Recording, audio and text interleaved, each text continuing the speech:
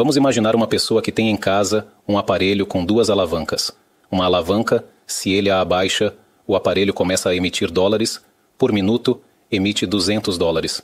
A outra alavanca, se ele a abaixa, sai de lá um porrete que o golpeia e quebra seus ossos. A pergunta é, em qual alavanca a pessoa vai preferir apertar? O rei Salomão, que foi o homem mais sábio de todos, nos ensina que temos no corpo uma ferramenta que podemos usar tanto para um lado quanto para o outro. Ou seja, ou para elevar a qualidade de vida, alcançar níveis altos, ou para destruir a própria vida por meio dessa ferramenta. E essa ferramenta se chama boca. A boca produz, emite, palavra mais palavra, dólar mais dólar. Fizeram um cálculo e descobriram que a boca pode falar cerca de 200 palavras por minuto. E com essa boca é possível criar e realizar coisas grandiosas e impressionantes. E também é possível, com a mesma boca, destruir a própria vida, literalmente quebrar os próprios ossos. Claro, aqui está a segunda parte com toda a tradução integralmente em português, sem nenhuma palavra em hebraico ou referência textual deixada no original. Vamos ler as palavras do rei Salomão. Na transgressão dos lábios há uma armadilha perigosa, mas o justo escapará da aflição. Quando uma pessoa transgride com os próprios lábios, ou seja, quando ela não vigia o que fala e solta palavras sem pensar, isso é considerado uma transgressão. O rei Salomão chama isso de rebeldia e afirma que essa transgressão representa uma armadilha perigosa. Não é qualquer armadilha. Toda armadilha já é problemática, mas essa é especialmente perigosa, difícil de se livrar. No contexto original, uma armadilha era algo em que a pessoa tropeçava e caía. Ou seja, trata-se de um obstáculo que a própria pessoa coloca em seu caminho, sem saber onde isso pode levar. Há pessoas que, por causa de uma palavra errada, acabaram em hospitais, perderam membros do corpo, ou até mesmo perderam a vida. Portanto, quem transgride com os lábios, ou seja, quem não cuida do que diz, está se colocando em risco. Isso é considerado uma rebeldia. Um dos grandes comentaristas da tradição traz a seguinte pergunta: por que Salomão utilizou especificamente a palavra lábios? Normalmente, quando se fala sobre o ato de falar, usa-se o termo boca ou língua. Por exemplo, aquele que guarda sua boca e sua língua protege sua alma dos problemas. Ou, quem deseja a vida e quer ver dias bons, cuide para que sua língua não fale o mal e seus lábios não digam engano. Nestes exemplos, começa-se falando da língua e depois dos lábios. Mas aqui, Salomão menciona apenas os lábios. Esse comentarista explica que os lábios, por estarem na parte externa, representam aquilo que é dito sem reflexão. Já a língua, que está mais no interior, está ligada ao pensamento e ao cuidado antes de falar. Ou seja, uma pessoa que pesa bem as palavras antes de falar está agindo com consciência, com profundidade. Mas os lábios que estão por fora podem simplesmente emitir palavras sem controle e depois a pessoa descobre que frases ditas impulsivamente arruinaram sua vida. Quantos casais se divorciaram apenas por causa de uma frase que poderia ter sido evitada? Às vezes nem é uma frase só. Ele fala, ela responde, ele rebate, ela retruca. E o que acontece? Começam a intensificar o tom das palavras, como que tentando mostrar quem fica com a última palavra, até que um dos dois rompe de vez, não aguenta mais. E mesmo quando o outro lado tenta se desculpar, dizendo não era minha intenção, vou mudar, vou melhorar, já é tarde. Agora é preciso lidar com todos os danos e estragos que foram causados. Certa vez, um homem sábio disse: a palavra, antes de ser dita, está sob seu controle, mas depois de dita, é ela quem te controla. Ela se torna um poder que domina sua vida, simplesmente porque você a pronunciou. Vamos tomar um exemplo simples. Uma pessoa está diante de um juiz, sendo interrogada. Uma única frase que ela disser pode levá-la à prisão. Se ela não pensar bem em como formular suas palavras, pode acabar destruindo a própria vida naquele momento. Se tivesse se expressado de forma diferente, explicado de outra maneira os fatos que lhe foram perguntados, talvez pudesse sair dali em liberdade, para uma vida boa. Ou imagine alguém diante de um rei, sendo questionado. Cada palavra precisa ser pesada, cuidadosamente escolhida e bem formulada. Por isso, o rei Salomão, que foi o mais sábio dos homens, nos ensina: domine os seus lábios. Não permita que eles soltem palavras à toa, porque se você não vigia o que sai da sua boca, isso é considerado uma falha grave, não um simples descuido. É uma falha como se fosse intencional. Mesmo que a pessoa não tenha tido má intenção, o resultado pode ser destrutivo. A transgressão dos lábios é uma armadilha perigosa, mas o justo consegue sair das dificuldades. Em outras palavras, Uma pessoa sem discernimento, mesmo quando tudo está bem, pode se meter em problemas só por causa do que fala. E, por outro lado, alguém que vive com integridade, uma pessoa justa, mesmo que já esteja dentro de um problema, pode sair dele por meio das palavras certas. Sabe se expressar, sabe se explicar, sabe apaziguar, sabe pedir desculpas. Mas há quem tenha tanto ego que não consegue pedir desculpas. Uma simples palavra de arrependimento poderia ter salvo todo um casamento. Ou no trabalho, a pessoa fala algo impróprio, o chefe quer demiti-la, mas ela insiste. Eu não volto atrás, tenho princípios. Coloque o ego de lado. Peça desculpas. Diga, falei de forma inadequada. A partir de agora, vou me esforçar para melhorar. E assim se faz as pazes. A fala de uma pessoa é algo que vale a pena despertar consciência, porque sabemos que há um problema muito sério em muitos ambientes de trabalho. É natural que exista certa competição entre os funcionários, e junto com isso surge uma inclinação forte: falar mal dos outros. Um funcionário conversa com outro sobre como o terceiro está agindo errado. Fala que o gerente é um trapaceiro, que o chefe só explora as pessoas. Essas conversas, esse hábito de falar pelas costas, causam grandes danos. E quando de repente, aquele sobre quem estavam falando se aproxima no meio da conversa, o mesmo que falava mal sorri para ele, age como se fosse um amigo, como se fossem próximos. O que acontece com alguém que age assim? Ele cria para si uma má reputação. Inclusive, o próprio colega com quem ele estava conversando começa a desconfiar. Se ele fala assim sobre os outros pelas costas, quem me garante que ele não faz o mesmo comigo? Mesmo que ele demonstre amizade, o outro percebe que aquela amizade também é mostrada para os outros, e pelas costas ele fala mal. Então ele se pergunta, e se ele faz o mesmo comigo? Isso se assemelha ao que foi dito nos textos antigos. Testemunhas falsas são desprezadas até por quem as contrata. Ou seja, alguém paga uma testemunha para mentir no tribunal. A testemunha mente, presta falso testemunho em troca de dinheiro. Mas mesmo aquele que contratou e pagou essa pessoa a despreza por dentro. Ele pensa, você é capaz de mentir? Sim, eu te paguei. Mas isso não me faz te admirar. Pelo contrário, tenho nojo da sua falta de caráter. Da mesma forma, quem fala mal dos outros, quem pratica fofoca ou difamação no trabalho, está criando um ambiente tóxico, pesado. Do ponto de vista da ética e da moral, isso tem um peso enorme. Está escrito que falar mal dos outros é comparado à idolatria, imoralidade e assassinato, os 3 piores pecados possíveis.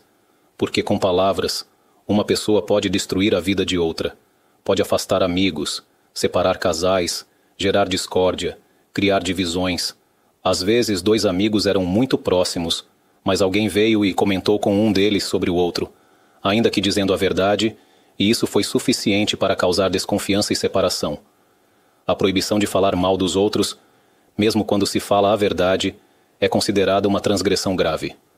Diferente das leis do Estado, que só permitem processar alguém se ele mentiu sobre você, na visão moral que estamos abordando aqui, mesmo quando a pessoa diz a verdade sobre os defeitos dos outros, ainda assim está cometendo uma proibição grave. Quando é permitido, e até uma obrigação falar sobre os defeitos de outra pessoa, quando há utilidade real nisso. Falar mal, sem nenhuma utilidade, apenas por fofoca ou hábito, é proibido pela Torá de forma absoluta. É uma transgressão que pode envolver diversas proibições, tanto negativas quanto positivas. O autor de uma das maiores obras sobre ética no falar explica, logo na introdução, que quem fala sobre os outros sem necessidade, mesmo dizendo a verdade, está cometendo vários pecados. Mas se houver utilidade, não só é permitido falar, é um dever. O que significa utilidade? Por exemplo, um vizinho vem conversar com você e, de forma inocente, te conta que está prestes a investir dinheiro em uma sociedade com certa pessoa. Ele diz, eu vou investir o dinheiro, ele vai abrir o negócio e trabalhar com isso. O lucro será dividido. 60% para mim, 40% para ele. Fizemos até um contrato de sociedade. E você conhece esse homem com quem ele vai se associar. Você sabe que ele é um trapaceiro. Você conhece casos de pessoas que ele já enganou da mesma forma. Ele pega o dinheiro, inventa desculpas e depois desaparece. A pessoa nunca mais vê um centavo. Nesse caso, Será que é proibido alertar o vizinho, dizendo: não se envolva com ele, eu o conheço, ele é um golpista, já enganou outros? Não só isso não é proibido, é uma obrigação moral e espiritual. É comparável à obrigação de devolver algo perdido a alguém. Também é comparável ao mandamento de não ficar indiferente quando a vida ou o bem-estar do próximo está em risco. Se você vê alguém atravessando uma rua e um carro está vindo, e você pode puxá-lo e salvar sua vida e não faz nada, você está transgredindo. Não adianta dizer depois: ah, ele se colocou nessa situação sozinho. Se você podia evitar e não evitou, a culpa recai sobre você. Isso vale não só para salvar vidas, mas também para evitar prejuízos financeiros. Se você vê que alguém vai perder dinheiro e você pode alertá-lo, você tem o dever de fazê-lo. Por isso, nesse tipo de situação, não há pecado nenhum em dizer que o outro é desonesto. Pelo contrário, é uma mitzvah. Mas fofocar sem nenhum propósito útil, apenas por impulso ou desejo de falar sobre os outros, isso sim é grave. E por que as pessoas gostam tanto de falar dos outros? Esse impulso pode surgir em qualquer ambiente. Na família, entre vizinhos, no trabalho. Muitas vezes, ele vem de um defeito interno. Uma pessoa que percebe em si mesma esse hábito de falar dos outros deveria se perguntar: de onde isso vem? Pode ser que venha de complexo de inferioridade. Ela se sente pequena, e para se sentir melhor que os outros, começa a criticar todos à sua volta. Fala que um é negativo, que outro é problemático, que outro é mentiroso ou vigarista. Se todos são ruins, quem sobra como bom? Ela mesma. Rebaixa todo mundo para se colocar acima. Esse impulso pode vir da insegurança ou do orgulho e arrogância. Por isso, cada pessoa precisa fazer um exame de consciência e aprender a dominar a própria fala. Saber o que é permitido e o que é proibido dizer. Todos nós sabemos, seja no trabalho, seja em qualquer ambiente social, quando você conhece uma pessoa que nunca fala mal de ninguém, que só fala quando é necessário, com propósito verdadeiro, você a respeita, você confia nela, mesmo sabendo que ela tem informação, que vê o que acontece à sua volta, ela não fofoca, e você sente que pode confiar nela com seus próprios segredos, porque ela não os revelará. Assim se constrói uma reputação de alguém íntegro, alguém em quem se pode confiar. Mesmo quem já teve o costume de falar mal dos outros, pode mudar. É um processo. Não se vira alguém puro de um dia para o outro. Mas é um trabalho que vale a pena. Transformar-se em uma pessoa respeitada, confiável, limpa por dentro e por fora. Está escrito: 7 vezes cairá o justo e se levantará. Ou seja, ele cai. Mas ainda assim é chamado de justo porque ele se levanta. Não está escrito: o ser humano cairá e se levantará. Mas sim, 7 vezes cairá o justo e se levantará. O rabino Yitzhak Hutner explica: a capacidade de se levantar do justo vem justamente por meio dessas 7 quedas. No caminho de alguém que deseja se aprimorar, não existe virar anjo de um dia para o outro. Ele tenta, se esforça, e ainda assim cai, mas depois se levanta. E mesmo que caia de novo, ele se levanta mais uma vez. Ele começa a se proteger, se vigia melhor, vai se refinando. A frequência das quedas já não é como antes. Ele se aperfeiçoa aos poucos, até que enfim alcança a plenitude. Por isso, mesmo enquanto ainda cai, ele já é chamado de justo. 7 vezes cairá o justo e se levantará. Por quê? Porque ele não se conforma com a queda. Se ele caísse e dissesse: esse sou eu, sou fraco, me aceitem assim, então ele não seria mais chamado de justo. Ele teria aceitado permanecer em um nível baixo. Mas se ele cai, seja em questões de paz conjugal, explosões de raiva, ansiedade, autocontrole ou qualquer outra luta interna, mas não se entrega, não se conforma e diz para si mesmo: eu não vou desistir de mim, vou continuar tentando até chegar ao meu melhor. Então, isso é ser justo. 7 vezes cairá o justo e se levantará. E o mesmo se aplica ao tema da fala negativa, da difamação.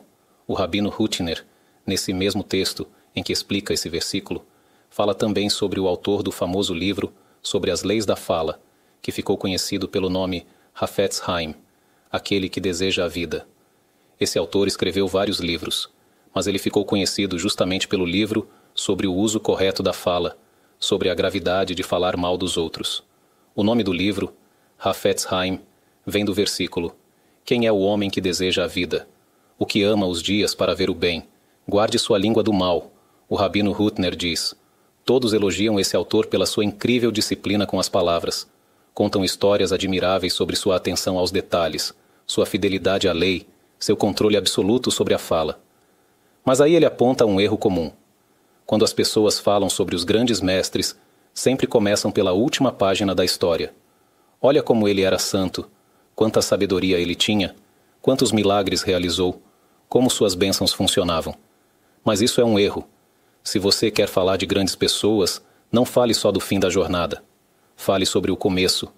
Fale de quantas dificuldades ele enfrentou, de quais lutas passou na juventude, de quantas vezes ele caiu. O Rabino Hutner não tem medo de dizer: quem sabe quantas vezes o próprio Hafetz Haim tropeçou na fala antes de se tornar o exemplo máximo de pureza no uso da palavra. E por que ele diz isso? Não para rebaixar o Hafetz Haim, mas para nos fortalecer. Porque às vezes alguém escuta histórias sobre os grandes mestres e se sente desanimado. Mas eles também não nasceram prontos. Eles passaram por trabalho duro, por esforço, por estudo, por quedas e reerguimentos. Foi esse caminho real, com todos os seus desafios, que os levou a se tornarem o que se tornaram. E isso é exatamente o oposto do que o rei Salomão alerta quando diz: na transgressão dos lábios há uma armadilha perigosa. Às vezes, pais, com palavras impensadas, podem diminuir profundamente a autoestima de um filho. No casamento, críticas constantes e ofensas enfraquecem a relação. É preciso lembrar: a autoimagem de uma pessoa, especialmente de uma criança, mas também de um adulto, seja no casamento ou no ambiente de trabalho, é como um tecido. E os fios que tecem esse tecido são as palavras que ela ouve. Se esse tecido é formado por fios de ouro, prata, pedras preciosas e cores belas, ele se torna um tecido nobre. Mas se os fios são sujos, ásperos, agressivos, o tecido sai grosseiro e feio. A autoestima da pessoa é moldada pelas palavras que são ditas a ela, pelas mensagens que ela recebe ao longo da vida. Se uma criança sente que é elogiada, valorizada, e mesmo quando erra, lhe explicam com respeito, isso constrói sua confiança. Dizem a ela: você precisa melhorar nisso, naquilo, mas sem humilhá-la. O mesmo vale para o casamento. Uma esposa que tem críticas ao marido, se por anos ele só ouve críticas, só ouve o quanto está errado, isso não vai trazer bons resultados. Se ele leva isso a sério, ele vai perdendo a autoestima, vai se desmotivando, perde o desejo de se esforçar, de investir na relação, e o contrário também acontece. Se uma mulher ouve do marido palavras negativas sobre si mesma, isso pode machucá-la ainda mais profundamente. O grande pensador e legislador Maimônides, ao escrever suas orientações sobre casamento, no capítulo 15 de sua obra sobre relacionamentos conjugais, fez duas listas, uma lista de instruções para o homem e outra para a mulher.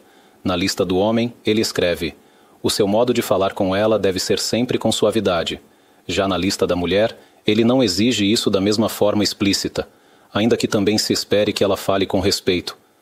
Mas dele, se exige ainda mais, porque quando o homem fere a esposa com palavras, mesmo que ela também tenha falado de forma errada, a dor dela é mais profunda.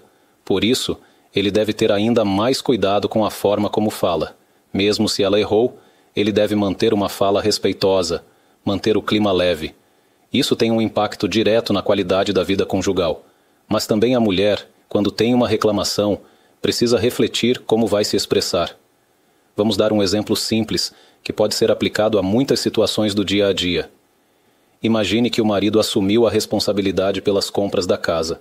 A esposa está ocupada com o trabalho, com os filhos. Então, ele vai ao supermercado. Em um dia, ela diz: quando você for ao mercado hoje, não esqueça de comprar berinjela. Quero fazer um prato especial para o sábado.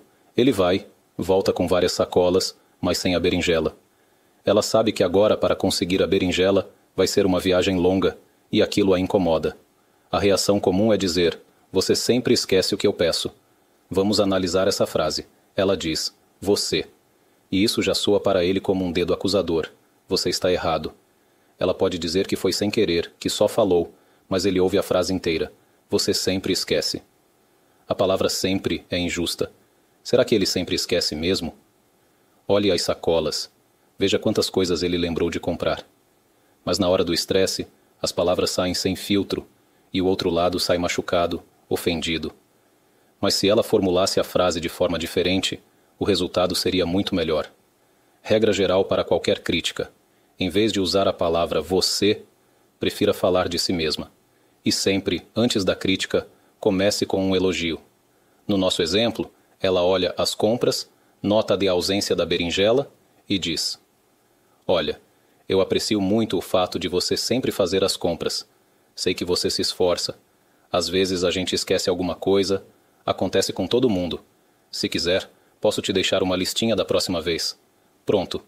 Ele vai responder com leveza. Claro, sem problema. Talvez até diga: pode deixar. Da próxima vez eu anoto. E assim se evita conflito. A vida e a morte estão nas mãos da palavra, como aquele aparelho que falamos no início. Pode produzir dólares ou pode golpear a pessoa e arruinar sua vida. Esse é o poder da fala que temos na boca.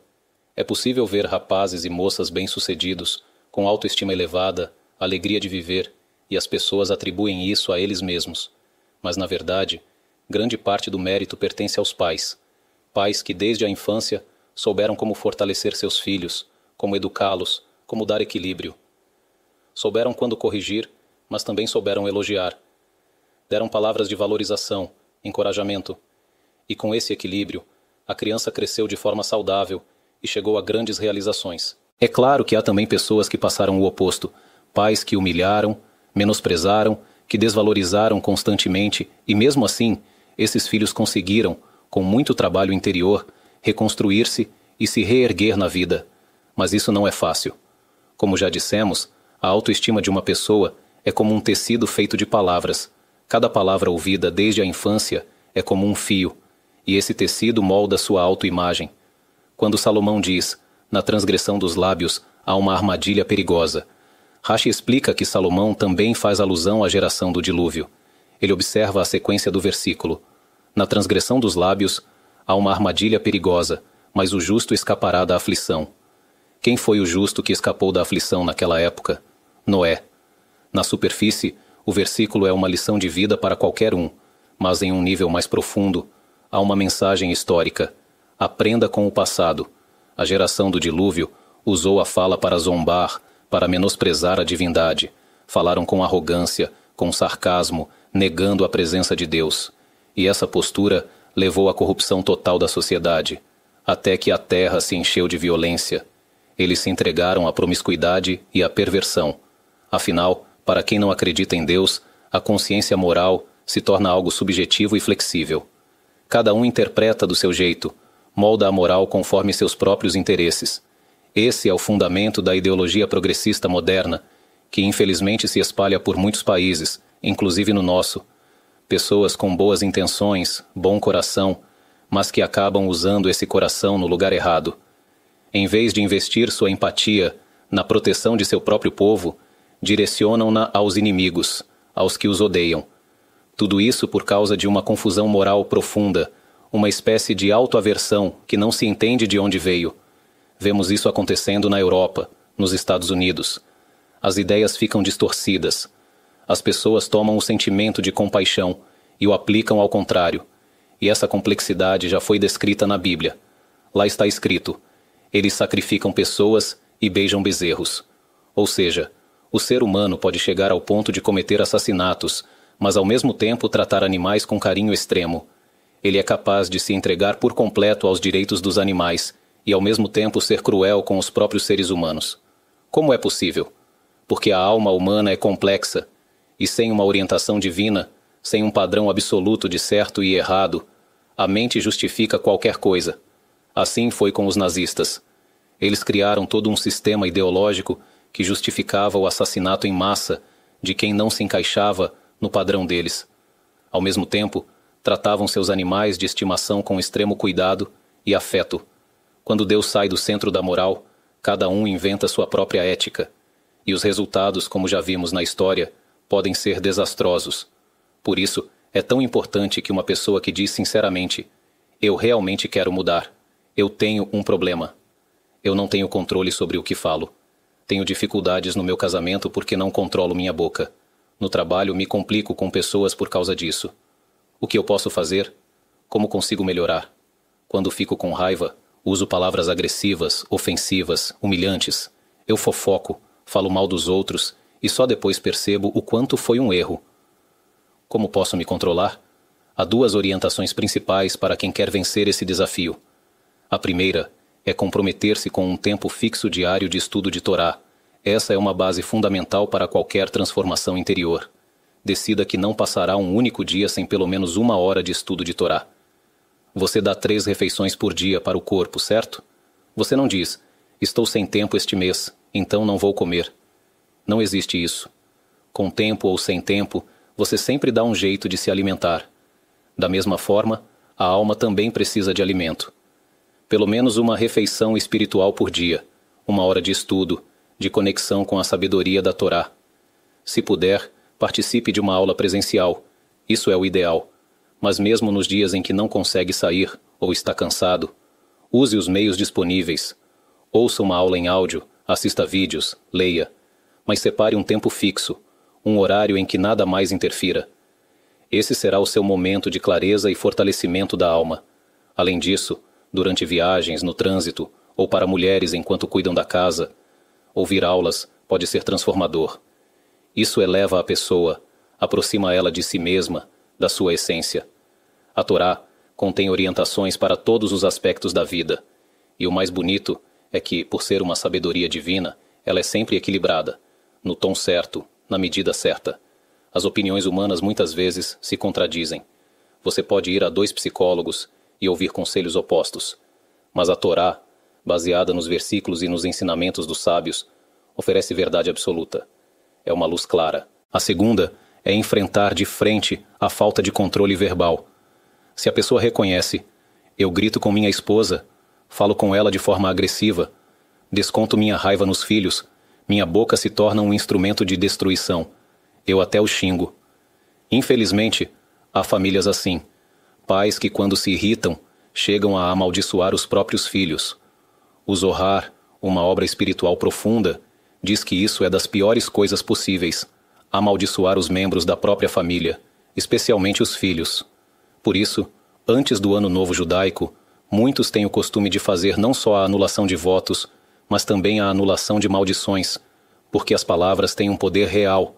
A fala pode abençoar, mas a mesma fala também pode ferir, amaldiçoar, destruir. E quando a maldição vem de dentro da casa, da boca dos pais, ela tem um peso ainda maior. Portanto, para quem sente que perde o controle da fala, que se arrepende depois, essas 2 práticas podem transformar a vida. Alimentar a alma todos os dias com sabedoria verdadeira e cultivar consciência e disciplina sobre o poder da própria boca. Com o tempo, a pessoa sente que o controle volta para suas mãos, que as reações mudam, que as palavras se tornam construtivas e não mais destrutivas, porque a fala tem muito poder. Mas e aquele que diz, eu não consigo me controlar, o que eu faço? Como dissemos antes, o estudo da Torá é como um nível, uma ferramenta que endireita, equilibra e alinha a alma da pessoa. Ele organiza o pensamento, fortalece o espírito. Mas há também uma segunda dica poderosa. Vamos aprender isso a partir de Yosef, o justo. Está escrito que quando a esposa de Potifar tentou seduzi-lo, não apenas com charme, mas também com ameaças diretas, Yosef resistiu. Ela era considerada a mulher mais bela daquela geração, e ele, o homem mais belo. A Torá descreve que ele era bonito de rosto e aparência. Ela o desejava profundamente e dizia, olhe para mim, porque ela sabia, se ele olhasse, cairia. Mas ele não levantou os olhos. Ele continuava servindo, limpando, trabalhando como escravo, sem olhar para ela. E quando ela viu que ele continuava resistindo, ameaçou. Se você não olhar para mim, vou arrancar os seus olhos. E ela podia fazer isso. Naquela época, quem comprava um escravo tinha domínio total sobre ele. Entre os povos do mundo, escravos podiam ser maltratados e torturados à vontade. Só entre o povo de Israel havia leis que protegiam a dignidade do escravo. Ela ameaçou, vou te cegar. E Yosef respondeu, Deus abre os olhos dos cegos. Ela disse, vou te jogar na prisão. E ele respondeu, Deus liberta os prisioneiros. Ela disse, vou te torturar com instrumentos de suplício. Havia um dispositivo de ferro chamado Nechostayim, no qual a pessoa era colocada como uma bola, encolhida por dias. E Iosef respondeu: Deus endireita os curvados. Em resumo, eu não vou ceder, eu sigo a vontade de Deus. Essa foi a postura de Iosef, uma força moral impressionante. Mas de onde ele tirou tamanha força?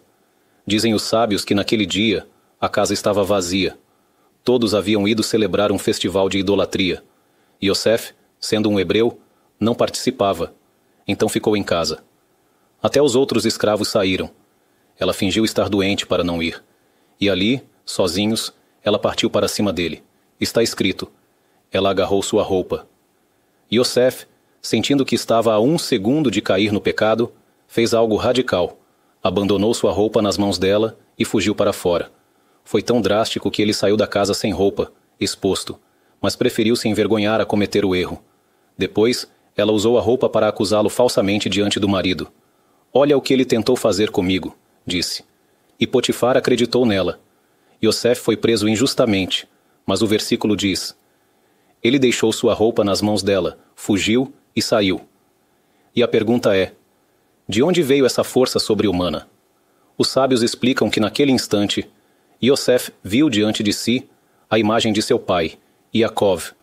Mesmo que Iacov estivesse em outro país, ele visualizou o rosto dele e pensou: diante do meu pai, eu faria isso? Jamais. Essa lembrança, essa visualização, foi o que deu a ele forças para vencer. E daqui, aprendemos um princípio profundo. Quando o impulso toma conta, seja para falar ou para agir de forma errada, imagine a presença de alguém que você respeita profundamente. Pense: se o Rav Ovadia Yosef estivesse aqui, eu falaria assim? Se meu pai ou minha mãe estivessem me olhando, eu faria isso? Mesmo que fisicamente não estejam presentes, imagine que estão. Esse exercício pode dar uma força enorme, porque no fim das contas, a consciência existe dentro de nós. Mas muitas vezes, precisamos ativá-la por meio de algo concreto. Certa vez aconteceu um caso com o Rabino Ovadia Yosef, de memória abençoada, que recebeu em sua casa um pai e seu filho, um menino por volta dos 13 anos. O menino já havia crescido, e até passado o pai em altura, era forte e desenvolvido. O pai veio até o rabino desesperado, dizendo: eu não aguento mais. Meu filho tem problemas de atenção e hiperatividade, não consegue se acalmar. Quando algo o irrita, ele explode, se descontrola completamente, e chega até mesmo a me agredir fisicamente. Eu não sei mais o que fazer. Ele só tem 13 anos e já está fora de controle. O rabino, como era conhecido por sua delicadeza e sabedoria nas palavras, voltou-se ao menino e falou com ternura. O menino, com dor no coração, desabafou: depois eu me arrependo. Na hora, parece que eu não consigo me controlar. Eu fico tomado por uma raiva tão forte que perco a cabeça. Mas depois, eu sempre me sinto mal. O rabino, então, lhe perguntou calmamente: e se eu estivesse ao seu lado naquele momento em que você se irrita? Se eu estivesse na sala com você, quando alguém te provoca e você sente vontade de explodir, você também gritaria, também agrediria seu pai, mesmo com minha presença ali? O menino respondeu imediatamente: de jeito nenhum, Deus me livre. Na sua frente, jamais faria uma coisa dessas. Então o rabino, com toda a sua genialidade e sensibilidade, disse: vamos tirar agora uma foto juntos, você e eu. O seu pai vai pendurar essa foto na sala. E toda vez que você sentir que está prestes a perder o controle, você olha para a foto. Tudo bem? O menino emocionado respondeu: claro, que honra. O rabino chamou seu assistente e pediu que trouxesse a túnica cerimonial. Vestiu-se com ela, colocou o turbante e foi até a estante de livros. Ali, ao lado do menino e de seu pai, tiraram uma foto juntos. Mais tarde, o pai mandou ampliar a foto e pendurou-a bem visível no salão de casa. Ele relatou depois que isso transformou o comportamento do filho completamente. Toda vez que ele estava para se descontrolar, ele via o rabino na foto e se contia. Quando li esse relato, pensei: de onde o rabino tirou essa ideia tão poderosa? Provavelmente da história de Yosef, o justo, pois no momento de maior tentação, quando quase caiu em pecado, apareceu diante dele a imagem do rosto de seu pai, e isso lhe deu forças para resistir. Até aqui falamos sobre o exemplo concreto que ilustra o versículo. Na transgressão dos lábios há uma armadilha perigosa, mas o justo escapa da aflição. Esse ensinamento do livro dos Provérbios é verdadeiro em todos os sentidos. Quem não vigia sua fala, quem peca com suas palavras, acaba criando para si próprio um caminho de problemas e dores. Mas aquele que sabe se expressar com respeito e sabedoria, mesmo que já esteja no meio de uma crise, pode sair dela vitorioso, com a força do autocontrole e do bom uso da fala. Qual é a lição por trás de tudo isso? Na verdade, o rei Salomão está falando do nível espiritual da criação e de que força poderosa existe na fala humana. No nível simples, a fala tem um impacto direto entre as pessoas, mas de acordo com a Cabalá, a fala possui uma força espiritual real, capaz de agir e mudar a realidade no plano mais elevado da criação. Vamos explicar um pouco mais a fundo. Por que a fala tem força? De onde vem esse poder?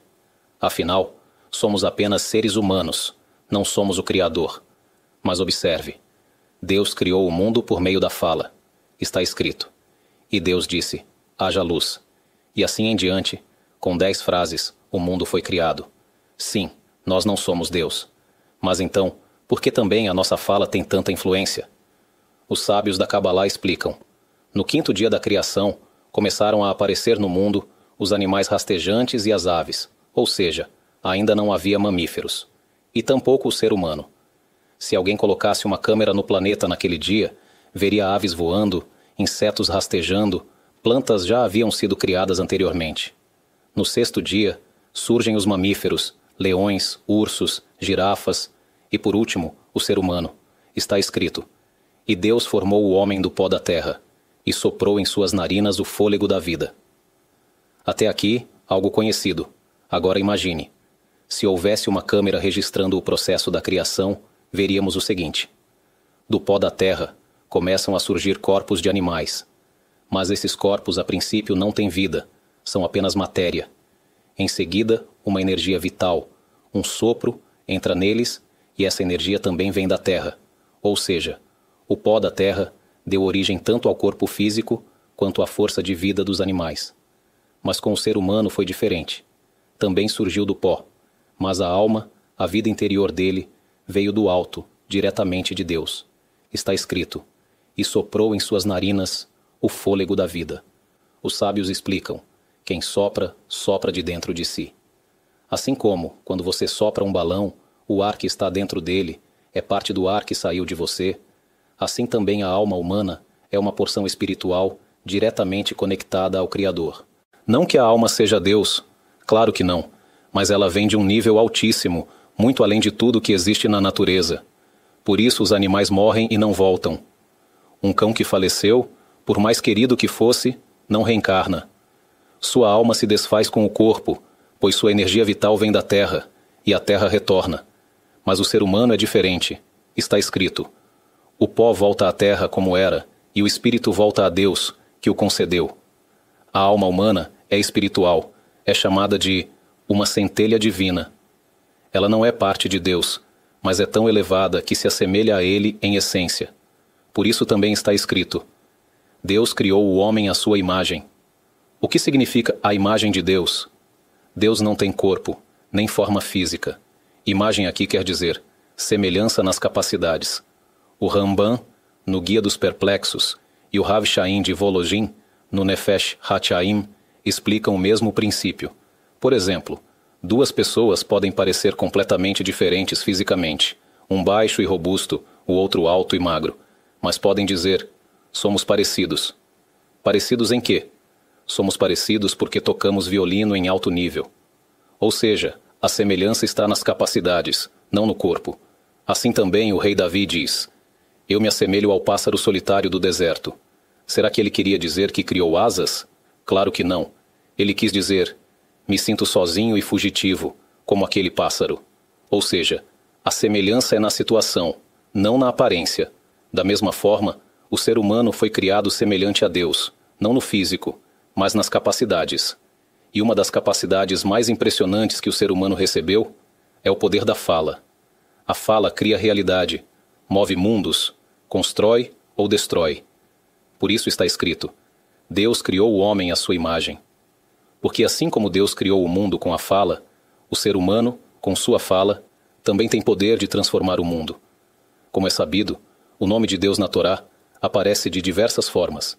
Em alguns lugares, aparece o nome mais conhecido, aquele que se escreve com as letras Yud, Rei, Vav, Rei, que representa a medida da misericórdia, ou seja, quando Deus conduz o mundo com misericórdia, a Torá utiliza esse nome.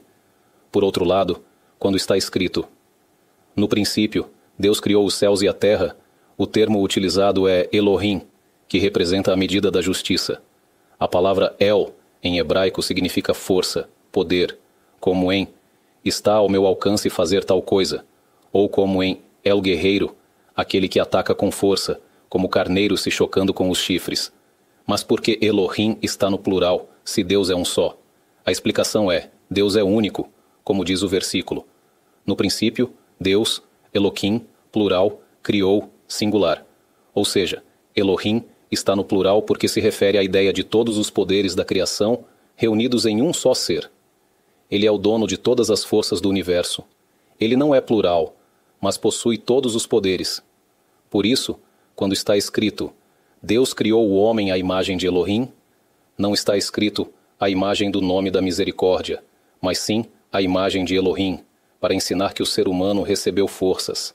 Assim como o Criador tem capacidade de agir, também o ser humano tem capacidade de transformar, de influenciar o mundo. Sim, suas forças são limitadas, ele não é Deus, mas tem habilidades semelhantes, por isso é chamado de imagem de Deus. Com essa introdução, conseguimos entender por que a fala humana tem poder. Porque uma pessoa, ao falar, pode mudar realidades, pode rezar por um doente, e ele se curar? No livro A Revolução, são trazidas diversas pesquisas feitas em diferentes partes do mundo, em que foram separadas duas turmas de pacientes em estado semelhante. Um grupo teve pessoas rezando por eles, o outro grupo, ninguém rezou. E os resultados foram claros. A porcentagem de cura entre os que foram alvo de oração foi significativamente maior. Não se pode dizer que foi coincidência. O efeito da oração é estatisticamente comprovável. Mas alguém pode perguntar: quem sou eu? Sou só um ser humano. Deus falou, e as coisas aconteceram. Mas eu não sou Deus. Sim, é verdade. Mas Deus te deu uma alma que é semelhante a Ele. E assim como Ele cria com a fala, você também pode criar realidade com suas palavras. Agora, veja o outro lado da moeda. No Talmud está escrito: por causa da fala vulgar, jovens do povo de Israel morrem. Ou seja, quando alguém usa a boca para sujar, com piadas obscenas, palavrões, sarcasmo sujo, ele contamina o ambiente espiritual ao seu redor. Mesmo que diga: ah, foi só uma piada. Se a piada é imprópria, baixa, ela tem efeito real e negativo.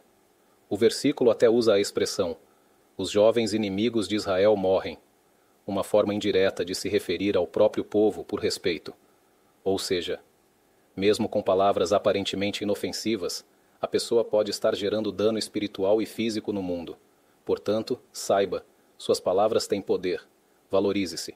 Respeite o poder da sua fala. Você carrega dentro de si uma centelha divina, e sua boca é um reflexo disso. Por outro lado, uma pessoa que estuda a Torá, mesmo que tenha apenas 5 minutos disponíveis e aproveita esse tempo para abrir um livro e estudar uma Mishnah, um trecho de Guemará ou de leis judaicas, esse simples ato de fala dele naquele momento está sustentando a criação, trazendo proteção espiritual para o povo de Israel. Se alguém recita um salmo, isso já nos mostra a grandeza e a importância do papel dos estudiosos da Torá, especialmente os que se dedicam nas yeshivot, escolas de estudos rabínicos. Muitos que não compreendem o que é Torá acabam criticando, atacando, diminuindo, mas não entendem que os estudiosos da Torá são o oxigênio do povo judeu. Aqueles rapazes jovens com 15, 17, 20 anos, cheios de desejos e impulsos naturais, mas mesmo assim deixam tudo de lado e de manhã até à noite ficam grudados na Guemará, estudando, com pausas apenas para comer, beber, descansar, dormir, e voltam logo depois a estudar. Quantos dos que zombam disso teriam a capacidade de manter uma rotina assim, dia após dia? Normalmente, o dia nas yeshivot começa entre 7 horas e 7 horas e 15 minutos, com as orações da manhã. Em seguida, o café da manhã, às 9 horas, começa o primeiro período de estudo. Depois, há uma aula principal, e após ela, os alunos voltam a estudar por conta própria, com revisão, até 13 horas. Das 9 horas às 13 horas, estudo intenso. Depois vem o almoço, oração da tarde, uma pequena pausa para descanso e então, entre 15h30 e 16 horas, voltam a estudar. Nesse segundo turno, se estuda de forma diferente. De manhã, é estudo aprofundado, análise e dissecação da discussão talmúdica. À tarde, é o chamado estudo de abrangência, cobrir o maior número de páginas da Guemará. Depois, rezam a oração da noite, jantam. E às 20 horas e 30 minutos, voltam ao estudo até às 23 horas. Esse é o mundo das yeshivot. É assim que se estuda, e esse estudo é o que sustenta o mundo inteiro. Ele é o segredo da preservação do povo de Israel. Mesmo quem não acredita na dimensão espiritual da Torá, não pode negar os fatos históricos. O que teria acontecido com o povo judeu se não houvesse estudo de Torá nos últimos 500 anos? Haveria religiosos, sim, mas sem estudo de Torá, o povo teria se assimilado totalmente, pois quem não estuda a Torá vai se afastando, enfraquecendo e acaba desaparecendo. É verdade que nem todo judeu estuda a Torá, mas pelo menos esse núcleo pequeno que estuda funciona como um farol, um ponto de luz que ilumina tudo ao redor. E vemos isso claramente. Em todo lugar onde houve uma yeshivá, onde houve estudo sério, as comunidades judaicas permaneceram vivas. Onde não houve yeshivá, onde não havia estudo contínuo, em uma geração ou duas, tudo foi se apagando, até a assimilação total entre os povos. Aqueles que atacam os estudiosos da Torá não percebem que estão fazendo como quem corta o galho onde está sentado. O investimento financeiro nas yeshivot é mínimo comparado ao que se investe nas universidades. E sim, é importante investir nas universidades, mas se você quer preservar o povo de Israel, invista também nos estudiosos da Torá. Porque quando uma pessoa estuda a Torá, ela precisa saber que sua fala tem força. Quando a pessoa reza, sua fala tem força. Mas o mesmo vale no outro sentido. Se alguém usa sua boca para amaldiçoar, para impurezas, para palavras sujas, isso também tem força, negativa. Esse é o nível mais profundo do que o rei Salomão diz. Na transgressão dos lábios, há uma armadilha perigosa. Até agora falamos no nível simples, o dano pessoal, familiar, social. Mas no nível mais profundo, essa fala negativa é uma armadilha para todo o povo de Israel, para o mundo todo. Por outro lado, mas o justo escapará da aflição. Quem usa a boca de forma correta e saudável tem o mérito de salvar a si mesmo, sua família e até o povo inteiro, mesmo em tempos de dificuldade. E com isso, encerramos com uma bênção. Que estas palavras de Torá tragam mérito para todos os que estão conosco, para todos os ouvintes e espectadores em qualquer lugar do mundo. Que o Santo bendito seja, guarde e proteja a todos por muitos e bons anos. Amém.